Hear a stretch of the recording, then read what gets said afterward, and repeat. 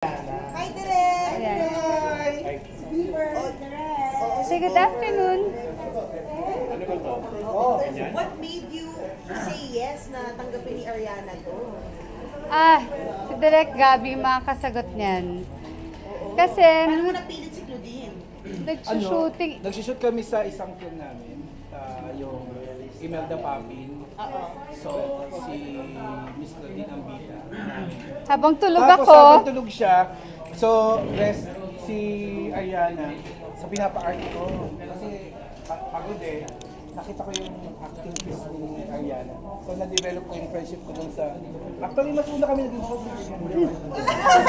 At saka ninasab. Yes. Tsaka ng mga babies ni ano. Kasi lahat ng shoot namin, kasama yung mga kasama bata. yung mga bata. So, ang ending, Ariana, sige, basta pinapa-art. Usually yung mga bata, di ba ganun. Tapos yung sabi ko, we have magic first. With magic, sabi ko, kay Claudine, miss ko, baka kunin si Ariana. Kasi si Direk, di ba sabi niya sa'yo, Direk, I want to be an actress. Ay, hindi sabi mo diba, I want to be an actress, sabi niya sa'yo. Sabi niya sa akin, sabi ko, gusto mo talaga mag-artista? Sabi niya, yes, Tito Direk, I want to be an actress. O sige nga, try mo nga umiyak.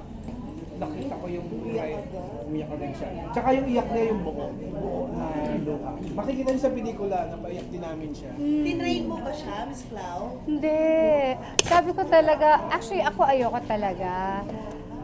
Akala ko, siguro sinasabi niya lang dahil yun ang nakasanayan niya nang makita ako na umaarte, ganyan. Kaya lang, yun nga sinabi niya kay Direk. Tapos, sabi ko, basta Direk, pagka hindi niya kaya umarte, bahala kayo wala ako dyan, ayokong makialam dyan. Siyempre ayoko kasi, ano pa siya, she's only 7. So parang, feeling ko parang, siyempre she's too young to parang enter show business or to do mga movies. Ayoko yung puyatan, ayoko yung at saka mas mahirap kasi pag babae. Lagi ko sinasabi yun. Pero, na-remember ko at 11 or 11, talagang pinipilit ko yung parents ko na mag-artista hanggang sa nag-hunger strike ako, hanggang sa pumayag. Yes. So you're reminded of yourself kay Ariana? So sabi ko, sige, try natin. Pag nagustuhan niya, tapos sabi niya, Mom, that's your birthday gift to me, your Christmas gift to me, ganyan. Tapos sabi ko, sige.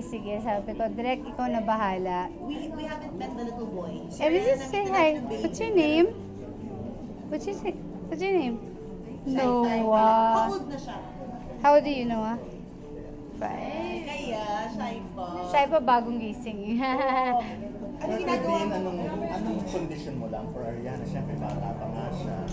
Bawal pa siyang masyadong Depende sa siguro sa script, sa director, sa producers, sino mga kasama niya, anong mga roles na. Yun yung yun yung siguro talaga walang puyatan at saka yung syempre yung school niya. Homeschooled kasi sila. So, Gano'n rin yung napanood mo na siyang part? Gano'n rin kayo pa-proud? nag-cameo ako. Of course, syempre kasi ang shooting namin is in Atok, Benguet. At may bagyo. At may bagyo noon. But wait, Mrs. Clau, nakita namin pala, speaking of syempre, we're talking about the Barretos, yung video nyo ni Julia na nag-viral, nagyayakapan kayo. How was that moment for you?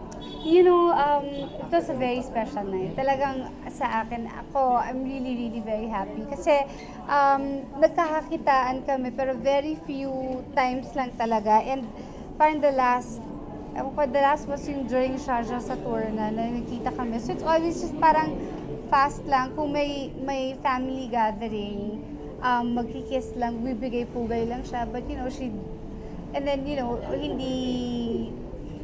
hindi kami talaga magkasama sa isang, kung magkasama kami sa isang table, hindi kami nakakapagkwentuhan talaga, ganyan. Siguro rin, siguro dahil alam niya siguro na, syempre may tension pa. Civil naman kami ng ate ko, ni Marjorie. So siguro, syempre, mommy niya yun, diba? Ayaw niya, hindi siya siguro komportable na hindi kami komportable sa isa't isa pa.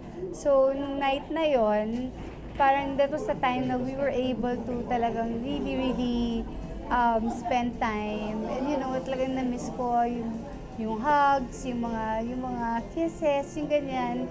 Although, hindi siya, never siya pinigilan naman ng ate ko na hindi kayo cannot be close to her. Or, That's nice. Yeah, And so- super last na lang, nalaman pala namin kayo yung emergency contact ni Miss Jacqueline Jose. So, can you share a fond memory or how that happened? Actually- ano ba yung close moment niyo?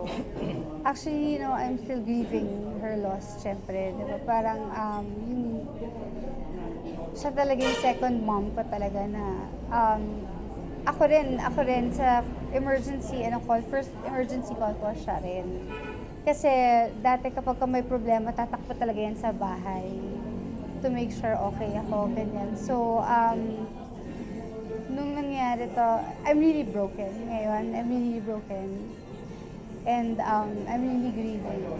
Nawalan talaga ako ng magulang.